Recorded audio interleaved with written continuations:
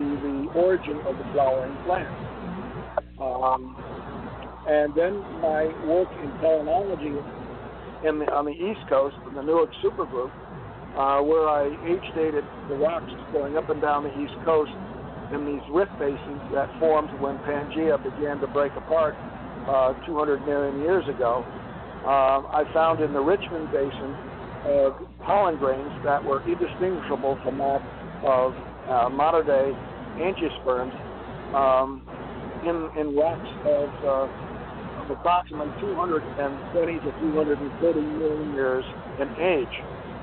But it wasn't until I had drilled several wells in that basin and recovered the rock cuttings and processed them for pollen that I was able to demonstrate the evolution of this group of angiosperm-like pollen from one precursor pollen type that was quite different from the ones that appeared in the rock record within a less than 500 stratigraphic feet of section, or no more than maybe 20,000 years of time.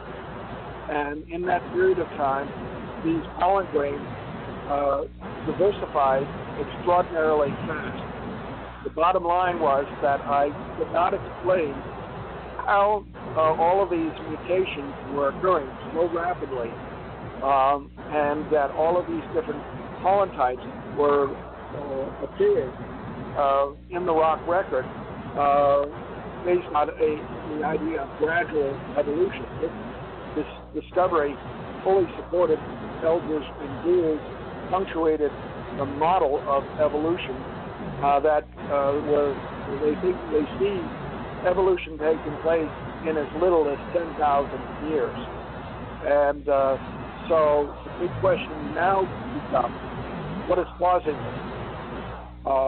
Why can we have mutations happening within animals and plants on call, so to speak? In other words, if one type of animal or plant suddenly and then mysteriously starts to evolve into several different types of plants or animals, whereas there had only been one type before this.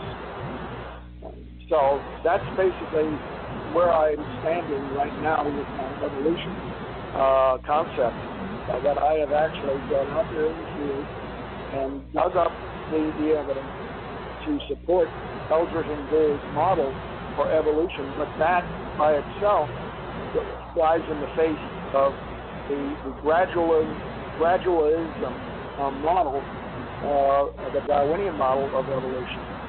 And it suggests that mutations are not random, but they are very much almost designed for a specific outcome. The pollen types that I found in the Richmond Basin of Virginia turned out to be still being produced by many flowering plants today, and 220 million years later. But most of those pollen types are found in the monocots rather than the dicots. So I'm still having debate with my colleagues over when did the angiosperms first evolve. Now it appears that they had come on to had evolved long before their radiation in the Cretaceous, and that finally in the Cretaceous we had an additional burst of evolution of these plants to produce all of the modern types of flowering plants. Okay. Are you still there, Tom?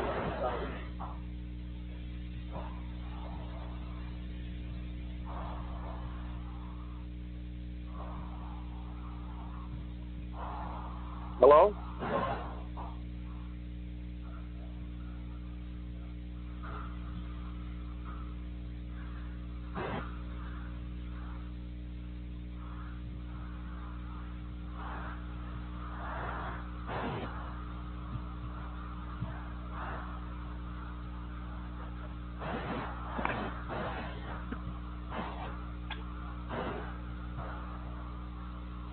Hello? Hello, Tommy? Are you there? Yeah, can you hear me? Yeah, I'm here. Okay, because I finished my introduction. All right.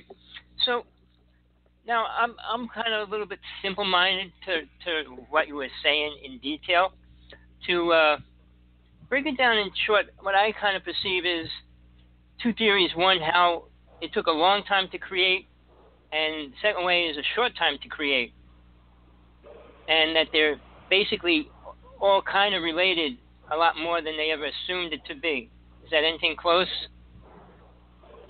Well, there are rapid mutation and very slow rates of mutation. That there are these two different methods, and that we see both types in the fossil record. But the question really becomes, how can you get rapid mutation and produce things other than that are not monsters? In other words, they are very well organized animals or plants that result from these mutations, much like as if they were intelligently designed. Oh, no, I understand that part. I agree with that at some levels because parts of evolution I accept in some vague way because I look at what creatures came and how often they were changing. But I tried to get into that myself personally about how's a creature, entity, even a little bug change into something else? And how long would it really take? And what's making it change? Is it nature saying, okay, it's time for the creature to change, or is it some higher force saying it's time for you to change? And I was going to go into that. Right.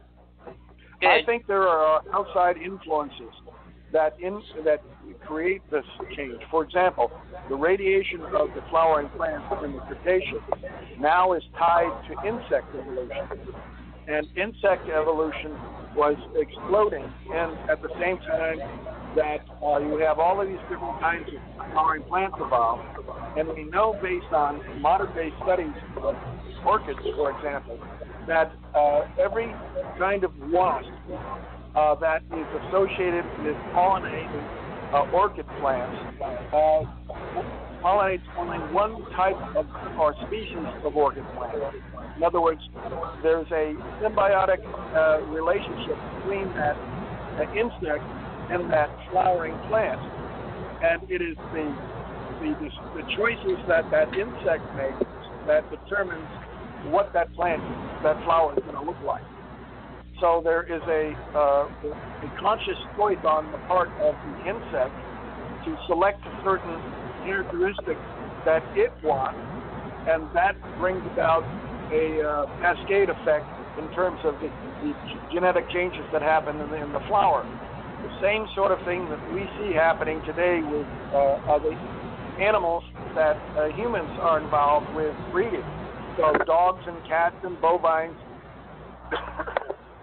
all have been selected for certain characteristics by humans, and we get all of these different types of animals coming out of this.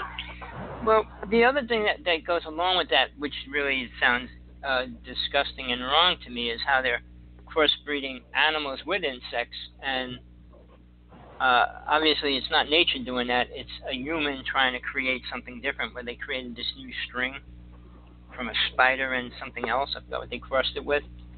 But when they genetically code two different entities together, man-made style rather than natural, or if a creature can really determine whether it wants to change form. I mean, a caterpillar goes through this metamorphosis 3 times. Now, does it choose? I mean, does every worm or whatever it is, when a larva, when it's in the water, decide that it wants to crawl outside, and then when it's crawling around, does it say, well, now I want to grow wings? I mean, it's a natural thing, metamorphosis for it, but who determined that, and why is it still there? It hasn't changed over how many thousands or millions of years. Whereas the average creature, do they decide to become more intelligent? And I take some of the oldest creatures, not the oldest one, because the oldest one is a roach, and they have not changed. But something like an ant or a bee, did they want to change, or are they happy in their system, their society? whether the queen is the queen and they just do what the queen tells them psychically, however that happens. Do they want to change? Do they want to become bigger? Do they want to change and get wings? I mean, there's flying ants too, but I'm just saying, the average colony, do they decide anything different other than create the colony, create the place where the queen lay her eggs and things like that? So where does nature split from spiritual awareness? Well, there are two possibilities that I see. One is that there's an outside force or agent in the environment that is causing stress to this population of animals or plants and is selecting for certain change to take place. And that change response, that's the response of that population of animals or plants. The other is the island effect, isolation, as Darwin studied in the Galapagos Islands, in which he found that when you have a small enough population of animals or plants, they will spontaneously, seemingly evolve into different types of birds or finches, for example. And this may be in relationship to the stresses of survival in that situation with the limited resources of food and habitats and nesting places, that there is maybe a conscious level of those birds to want to find something different, and that results in a change in the morphology. So there has to be two things in order to get evolution. Number one, there has to be a choice. There has to be two things that can be selected upon, and then there has to be something that selects for one of those two or more characteristics. And without that combination, you're not going to get any evolution. Well, here's a quick question I'm going to throw at you real fast. Do you believe evolution is useful? Interesting point. Yes, if the environment of the world is changing, if it's a constantly changing set of environments of ecological niches, the animals have to be capable of changing in order to survive in that world, that new world that is coming about. If they don't change, they're going to become extinct. Well, that's funny. I was just writing in my notes 2 days ago how certain creatures, like a bear, they go into hibernation for 4 or 5 months, whatever it is. Roaches don't have to eat for a year. But the human race, we don't adapt anything. We change the condition around us. If it's too cold, we build a house and put a heater in it. We don't change us. We don't change anything about us. I mean, rather than being used to cold temperatures or super hot temperatures, we'd rather build an air conditioner and everything that does everything rather than change. So why doesn't the human race, which is supposed to be the most intelligent, supposedly on this planet anyway, change itself? I mean, even to not eating. I know. Go ahead. Sorry. Well, in the past, before we had this global communication and a lot of movement of migration of humans from one place to another, when you had a situation set up for a period of time where individual populations of humans could exist independently of other groups and populations, and if they came in contact with other tribes, there would be warfare, and one would survive and the other would not, or they would move apart and stay separate. With those changes in population due to environment, you got many different, what we call races of humans, of different characteristics. I mean, you just have to look around the world to see how many different types of humans there are, and different races of humans there are, and these evolved over thousands of years in the past. I think they have now traced back genetically to a single ancestral type of human that existed, maybe 70,000 years ago. And since that period of time, since Mount Toba explosion, that huge devastating